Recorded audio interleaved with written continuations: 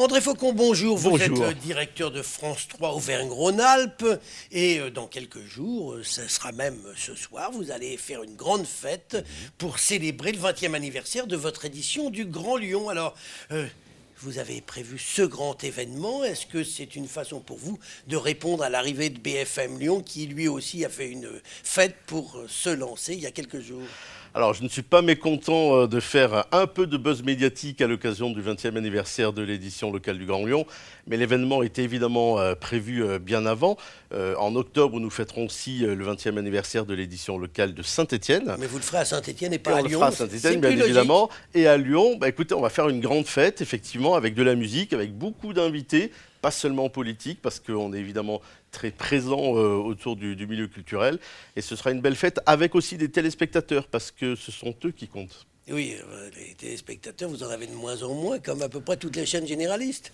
Eh bien, figurez-vous qu'on en a de plus en plus, parce qu'en fait, on a de nombreux publics nouveaux grâce aussi au numérique, puisque nous avons sur le site internet de France 3 5 millions de visiteurs par mois. C'est énorme et ça permet de toucher un public nouveau, pour nous, un peu plus urbain, un peu plus actif, un peu plus jeune. Et quant à l'édition locale de France 3 Lyon ou les éditions régionales de France 3, elles se portent merveilleusement. Parce que, en fait, quand de nouveaux médias arrivent, la concurrence arrive, on a l'impression que tout le monde va en pâtir. Et en fait, le public, il reste fidèle et il est de plus en plus nombreux à regarder les JT de France 3. Alors, la concurrence de BFM Lyon, ça vous inquiète pas trop? Ah ben, Ça vous oblige à moi, bouger? moi, ça me ravit.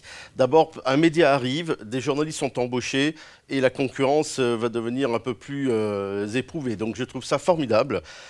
Et nous, ça nous oblige aussi peut-être à nous repositionner parfois sur le traitement de l'actualité, tout en restant fidèles à nos valeurs. Parce que ce qui nous plaît, nous, c'est la découverte, les belles images, le témoignage et surtout l'authenticité. Dites-moi, André Faucon, quelles sont les nouveautés que vous nous réservez pour cette rentrée? Parce qu'il y a une nouvelle grille, comme chaque Absolument. rentrée.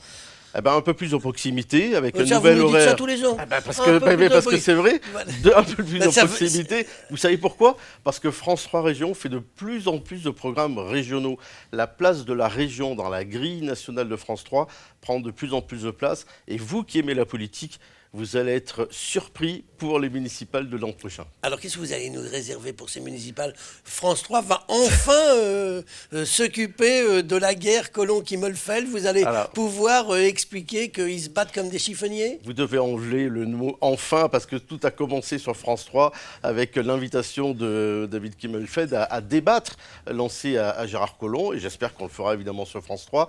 Et à l'occasion des municipales, vous verrez de nombreux créneaux de débat et d'explications, parce que France 3, ça n'est pas simplement du bavardage, c'est de l'image et du reportage.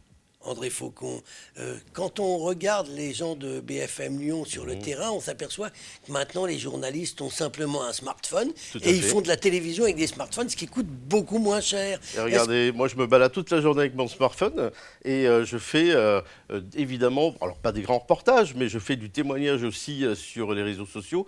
Tous les journalistes de France 3 sont équipés d'un téléphone de ce type-là et font des reportages, font ce qu'on appelle des modules sur les réseaux sociaux et sur l'antenne. France 3 est en train de se transformer. Alors vous allez faire des économies.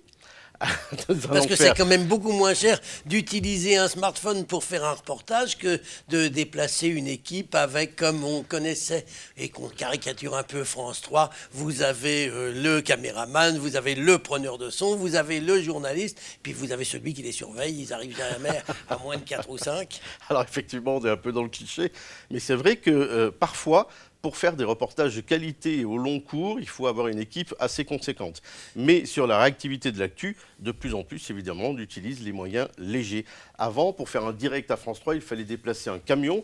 Aujourd'hui, les caméramans, les JRI, parce qu'ils sont aussi journalistes, nos caméramans, sont équipés de portables qui transmettent l'image immédiatement. André Faucon, alors vous en parliez tout à l'heure, vous parliez de votre site. Effectivement, le mode de consommation de la télévision a totalement changé, surtout chez les plus jeunes. Absolument. Comment vous faites pour vous adapter aussi à ça?